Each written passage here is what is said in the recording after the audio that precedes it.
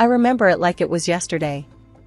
I was Tasha, just a girl working for her dad's company, starting from the bottom and making my way up. My life was pretty straightforward: work, family, and the occasional night out with friends. That's until I bumped into Alex at that little downtown cafe. It was a busy Tuesday, and I had just finished a long day at the office, dealing with numbers and endless financial reports. I needed a break, a coffee, and maybe a slice of that chocolate cake they had on display. The cafe was crowded, the kind of crowded where you can barely hear yourself think, let alone order a coffee. And that's when I literally bumped into him. "Alex. Watch where you're going," I blurted out, as his coffee nearly decorated my blouse. He looked taken aback for a moment, then a wide grin took over his face. "My bad. I was just trying to navigate through this chaos. Let me buy you a coffee to make up for it?" I was ready to say no. I mean, who was this guy, right? But something about his cheerful attitude, despite the near disaster, made me pause. "Sure, why not? But I'm picking the cake," I shot back, not wanting to seem too easy. As we waited for our order, I took him in. Alex was casually dressed, nothing fancy, but there was something about him that stood out. Maybe it was his easy smile or the way he seemed genuinely interested in what I had to say. "So, what brings you to this chaos?" he asked, handing me my coffee and a plate with a generously sized piece of cake. "Work. I was drowning in numbers and needed a break. What's your excuse?" I replied, taking a cautious sip of the hot beverage. "Same. Except my chaos involves teaching kids how to not burn down the school in science class," he chuckled. We found a table in the corner, away from the worst of the crowd. As we talked, I learned that Alex was a high school science teacher, loved bad puns, and had an affinity for old movies. He was easy to talk to, and before I knew it, I was laughing more than I had in weeks. The conversation flowed from work to hobbies to dreams, and I found myself opening up about my aspirations, my family, and even the struggles of climbing up the corporate ladder in my father's company. "You're tough, I'll give you that. Starting from the bottom in your dad's company? That's brave," he said, his tone a mix of admiration and surprise. "It's not about bravery. It's about proving to myself and to him that I can make it on my own, without any shortcuts," I responded, feeling a bit defensive. "Hey, I get it. And for what it's worth, I think it's pretty damn cool," he reassured me, his gaze sincere. The evening flew by, and before we knew it, the cafe was closing. We exchanged numbers, and as I walked home, I couldn't help but smile. In the days that followed, Alex and I couldn't get enough of each other. We texted non-stop, met up for more coffee dates, movies, and even a couple of hikes. The guy had a way of making even the mundane seem exciting. Our conversations got deeper, our laughs louder, and before I knew it, I was falling for him, hard. It wasn't long before we decided we didn't want to be apart. A year flew by in a blur of love, challenges, and adventures. Then, one evening, over a home-cooked dinner in his apartment, Alex got down on one knee. It wasn't fancy, but it was perfect. "Marry me, Tasha. Let's navigate through life's chaos together." Without hesitation, I said yes. We got married in a small ceremony surrounded by those who mattered most. Life with Alex started off more amazing than I could have dreamed. But then, the demands from his family began to creep in, turning our bliss into something less comfortable. One evening, we were having dinner with Alex's mom, Carol, a lady who had a way of wrapping her demands in velvet, making them sound almost reasonable, if you weren't paying attention. "So, Tasha," Carol started, her voice smooth as she passed me the mashed potatoes, "I've been thinking.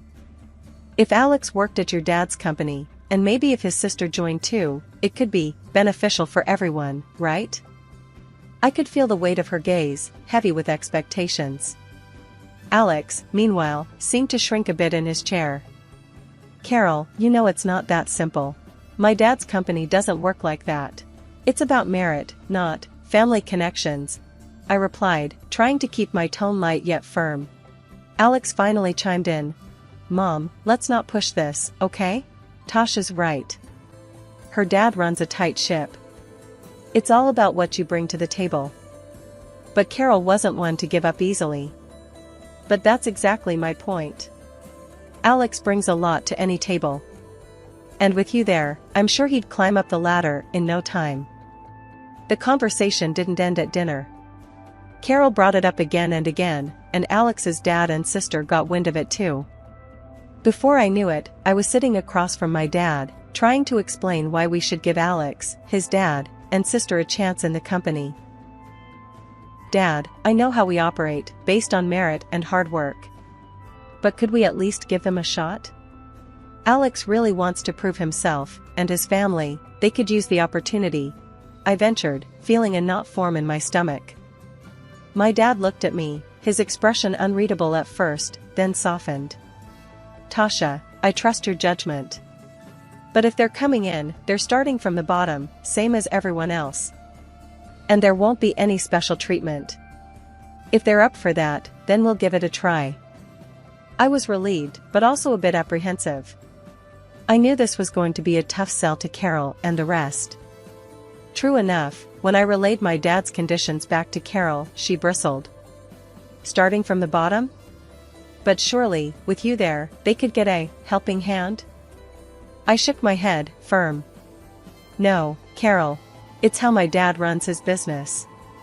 It's fair. Everyone gets the same treatment. Somehow, they all agreed, albeit reluctantly. 2 months after the whole ordeal with Alex's family joining my dad's company, things hadn't really cooled down. In fact, they heated up again when Carol, my mother-in-law, decided to stir the pot. She was over for what I thought was a casual visit, but then she launched into it. Tasha, I just don't get it. My daughter's been with your dad's company for a while now, and there's no talk of a promotion or a raise. What's going on? I tried to keep my cool, really, I did. Carol, you know the company policy. It's all about performance, and honestly, she's not exactly putting in the effort. Leaving early, making careless mistakes, it's just not how we do things. Carol huffed, clearly not satisfied with my answer. That's just your excuse. You could help if you wanted to, but you don't. You're not looking out for us. It felt like a slap in the face, considering all the strings I'd been trying to pull to keep the peace. And then there was Alex. Whenever we were alone, he was all understanding, nodding along to everything I said. But the moment Carol was in the picture, it was like he switched sides faster than a politician in a scandal. And sure enough, that same evening, Alex came to me, all riled up after a chat with his mom. Tasha, this isn't right. I'm working hard, and so is my sister. Why are we still at the bottom? You need to talk to your dad.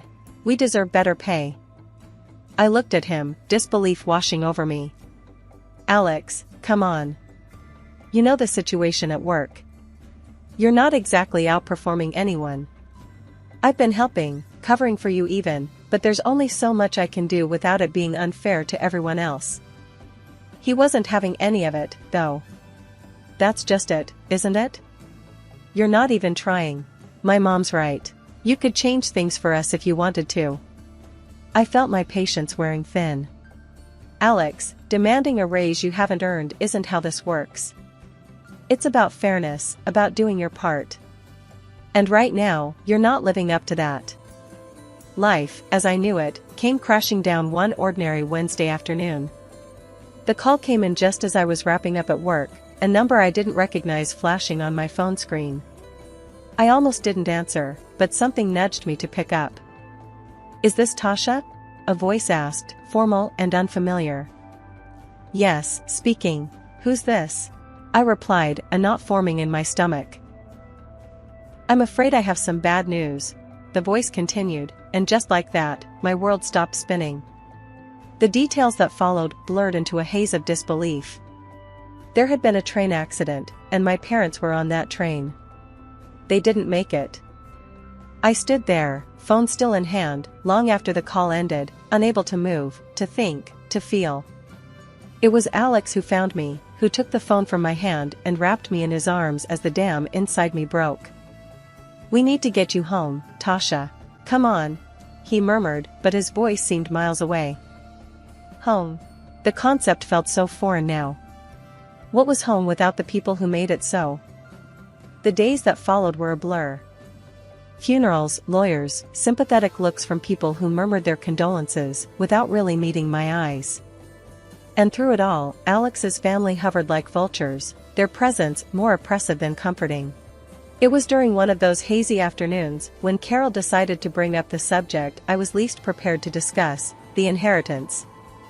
Tasha, dear, now that this unfortunate business is settled, we need to talk about what comes next. Your parents' assets, the company, it's a lot for you to handle alone, she said, her tone a grotesque mix of sympathy and greed. I stared at her, incredulous. Carol, my parents just died. Can we not do this right now? But she was relentless. I know, dear, and I'm just looking out for you. And let's be honest, for Alex too. This affects all of us now. Alex said nothing, his eyes fixed on the floor. That silence, that failure to stand up for me, cut deeper than any of Carol's words. It all came to a head a few days later when the entire family was over at our place. Carol, Alex, his father, his sister, they all acted like they owned the place, discussing plans for the house, the company, as if my parents' lives were nothing more than assets to be divided. Tasha, we were thinking, Carol began, her voice echoing in the living room. It makes sense for us to move in here. It's what your parents would have wanted, for us to take care of you. Take care of me? I repeated, my voice rising. Or take over everything they worked their lives for? Alex finally spoke up, but not in my defense. Tasha, it's practical. We're family now. We should stick together. Family? I shot back, my patience finally snapping. Family doesn't swoop in at the first sign of inheritance like it's some free-for-all. My parents aren't even cold in their graves, and here you are, planning your new lives in their home. The argument escalated, words thrown like daggers, each one exposing the rifts that had been forming for months. In the end, I stood alone in the living room, my stance clear. I want everyone out, I said, my voice steady, despite the chaos raging inside me. Out of this house, out of my life. I need space to grieve, to figure out what comes next, and I can't do that with you all circling like sharks. The fallout was immediate. Alex and his family left, but not without parting shots that stung with accusations of ingratitude and selfishness. My parents' funeral turned into a spectacle I was wholly unprepared for. Alex, along with his dad and sister, followed me to my parents' home. It was supposed to be a quiet moment, maybe a chance for them to offer some genuine support. Instead, it turned into something else entirely. As soon as we walked through the door, Alex started playing tour guide in my childhood home, pointing out all the luxurious details and furnishings as if he was showcasing a mansion on one of those reality TV shows. His enthusiasm was misplaced, to say the least, but what came next was downright appalling. Upstairs, his sister, practically bouncing with excitement, declared she had found her new room, the one with the expansive bathroom my parents had renovated just last year. But the real shock came when Alex opened the door to my parents' bedroom. Carol actually clapped her hands, her eyes wide with what I can only describe as greedy delight. "Oh, I've always dreamed of having a bedroom like this," she exclaimed. "It's decided then, this is where we'll stay." I was stunned into silence for a moment, watching them act as if they'd just won the lottery, rather than standing in the home of two people who'd tragically passed away. My shock turned to outrage, and I couldn't hold it back any longer. "Why are you acting like you own the place?" I demanded, my voice echoing off the walls, louder than I intended. "This is my parents' house, not a free hotel for you to pick rooms." Alex tried to smooth things over with that tone of his, the one he uses when he thinks he can make everything sound reasonable.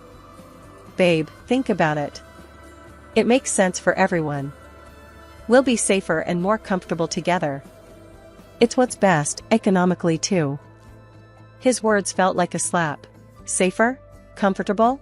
My parents haven't even been gone a month, and you're already planning to move your family into their home? I won't have it.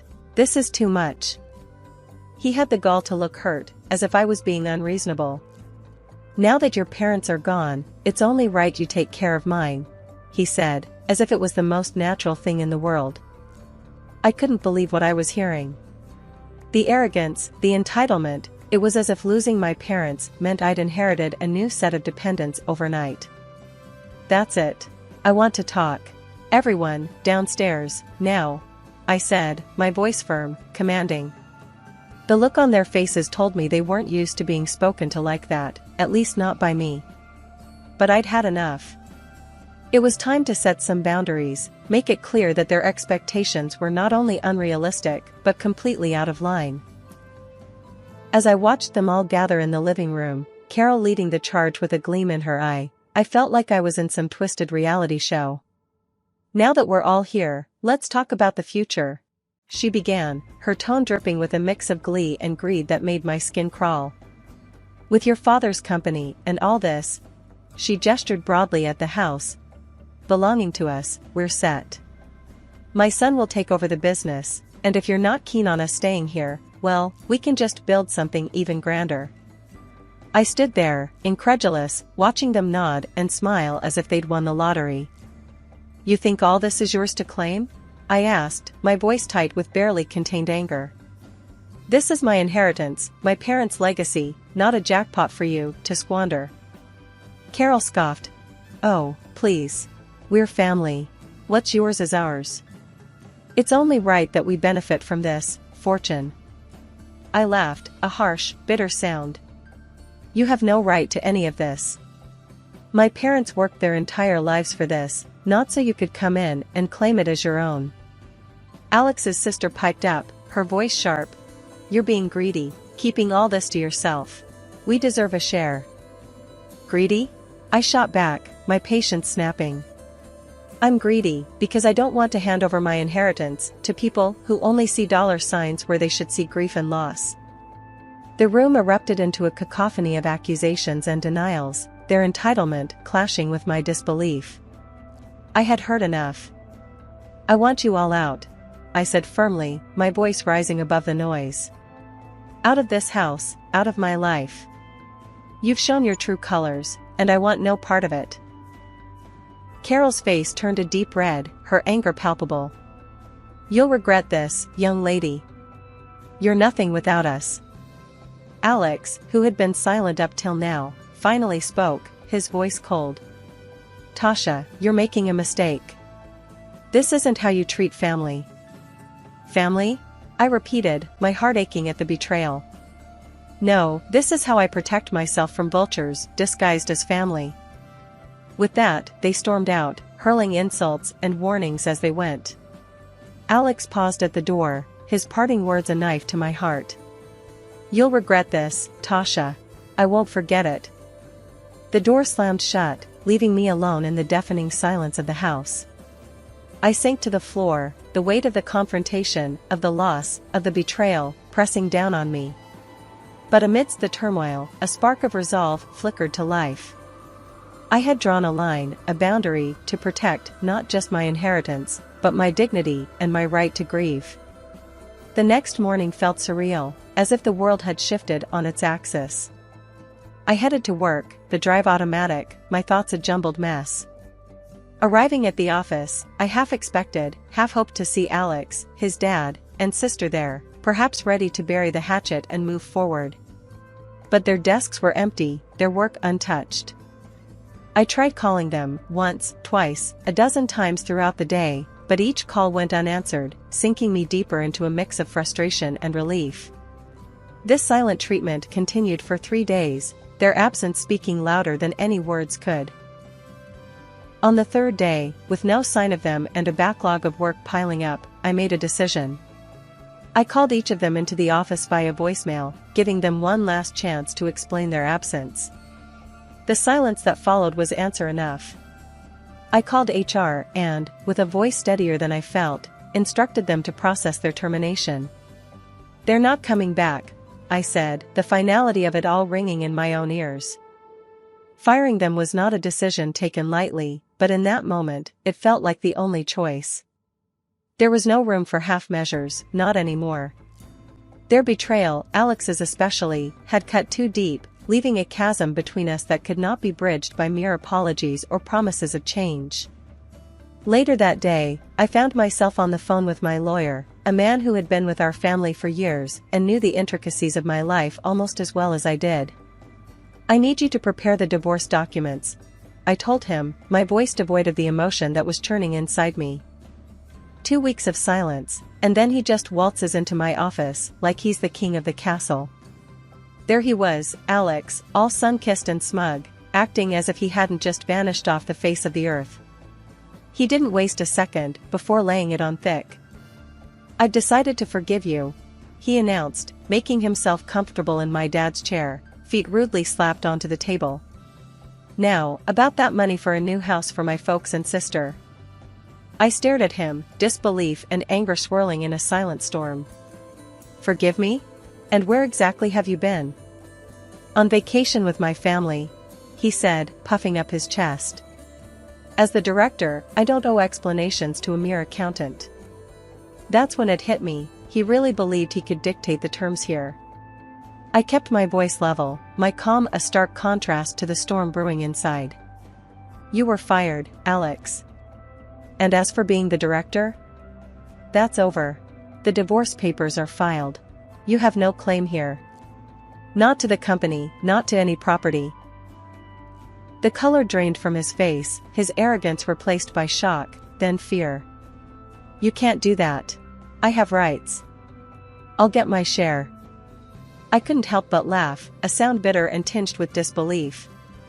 "In our state, your rights don't include my inheritance. You get nothing." He stood, a mix of anger and desperation in his eyes, reaching out for me. "Tasha, please." I stepped back, putting distance between us. "No, Alex. It's done. We're done. Leave." As he stumbled out, I could feel a weight lifting off my shoulders, even as my phone started to ring. "Carol." Her voice was as pleasant as nails on a chalkboard. "You ungrateful girl. How dare you treat us this way?" I listened, her words washing over me, without leaving a mark. "Don't call me again, Carol. It's over. Goodbye." Hanging up, I sat back in my chair, the silence of the office wrapping around me like a blanket. It was over. Really over. I felt a mix of relief, sadness, and, most surprisingly, freedom. Freedom from their expectations, their greed, and their manipulation. After the ink dried on those divorce papers, it felt like I could finally breathe again. I was out from under the weight of Alex and his family's expectations, free to focus on the company and on rebuilding my life in a way that would have made my dad proud. Taking over as director wasn't just a title change, it was stepping into a legacy my dad left behind. And I poured everything I had into it. This past year, we saw profits spike by 8%, a record that felt like a nod from my dad, wherever he was, telling me I was on the right track. Then, one afternoon, amidst all this progress and personal growth, Carol called. Her voice, once so sure and demanding, was tinged with desperation.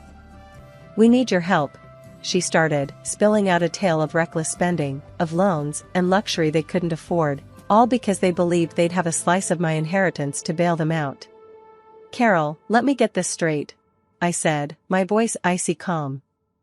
"You lived beyond your means, ignoring the fact that I told you, clearly, that you had no claim to my parents' estate. And now, you want me to clean up your mess?" She tried to butter me up, saying how families should stick together, how I was their only hope. But her words fell on deaf ears. "I'm not your safety net," I told her firmly. "You, Alex, and your daughter made your choices. You chose to ignore my boundaries, to disrespect my parents' memory, and to chase after a lifestyle you hadn't earned." The silence on the other end was palpable. I could almost hear her scrambling for a way to twist this around, to play the victim. "Listen, Carol," I continued. "You need to figure this out. And don't call me again. You made it abundantly clear where I stand with your family when you sided with Alex, expecting to live off my inheritance. Now, you're living with the consequences of those choices. I hung up before she could respond, the finality of that action resonating deep within me. It wasn't just about the money or their latest scheme. It was about respect, about recognizing the value of hard work and the importance of living within your means, a lesson my parents instilled in me from the start.